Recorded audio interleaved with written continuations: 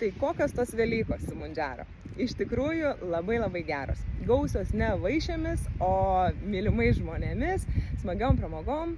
Tai tikrai galima švęsti ne vien tik tai prie stalo, galima ridenti margučius, mėgautis kompaniją ir nesutelkti visko į maistą. Bet turiu pasakyti, kad ir kažkokio tai šleikštulio ar pykinimo nejaučiau, nes čia jau Velykos buvo ne pirma diena po dozės, aš trečiadieniais vakare leidžiuosi.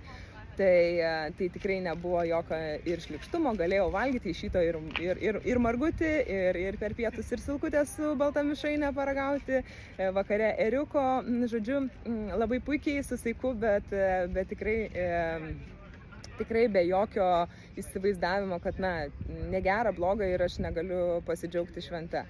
Tai net ir vyno kelios taurės buvo paragautas ir viskas ėjosi labai sklandžiai.